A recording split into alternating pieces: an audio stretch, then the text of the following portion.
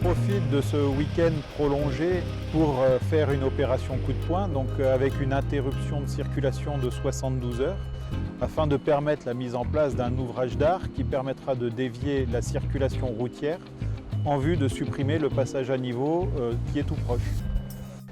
Donc cette opération est une opération très complexe et très critique puisqu'elle doit s'inscrire dans un créneau horaire qui ne peut pas être remis en cause puisqu'il doit donner lieu impérativement à la remise en circulation de la voie sous 72 heures, donc à l'heure dite et à l'heure convenue au préalable. Donc l'opération coup de poing spécifique commence par la dépose des voies ferrées. Ensuite, une grosse partie terrassement, donc qui est le déblaiement de toute la voie ferrée pour pouvoir inscrire l'ouvrage. Donc l'ouvrage a été préfabriqué auparavant et ripé sous les voies ferrées. À la suite de quoi, on va remblayer autour de l'ouvrage et ensuite on va rétablir donc la voie ferrée sur l'ouvrage.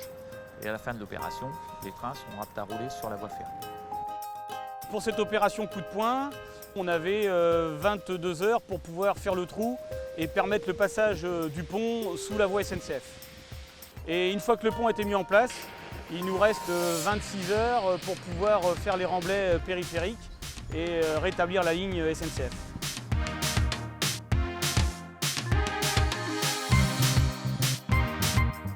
C'est des opérations où on n'a pas le droit à l'erreur, donc il faut pouvoir faire face à tous les aléas. Donc prévoir des matériels de secours, des parades comme le dit la SNCF. Et au fur et à mesure du week-end, il faut tenir la montre, respecter nos engagements en termes de planning.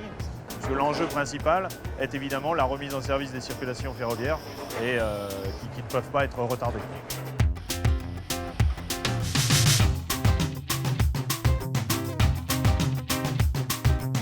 L'ouvrage dans sa conception pure est relativement classique, donc il a été adapté pour recevoir un système de portage. Donc l'ouvrage a été soulevé par un système de poutres elles-mêmes portées par des CAMAG, donc c'est des chariots automoteurs de très forte capacité qui ont permis de soulever l'ouvrage, de le translater et de l'amener à sa place définie.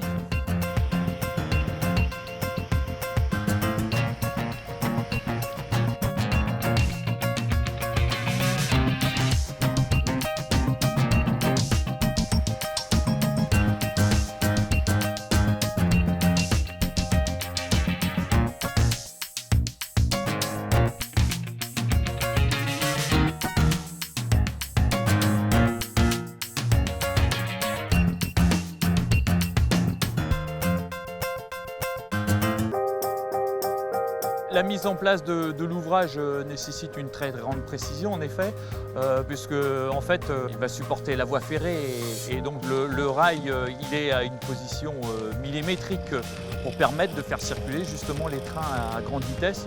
Le rail est posé au millimètre près. Pour nous, SNCF Réseau, la suppression d'un passage à niveau, il s'agit d'un point singulier, donc c'est toujours forcément en termes de sécurité très importante chez nous.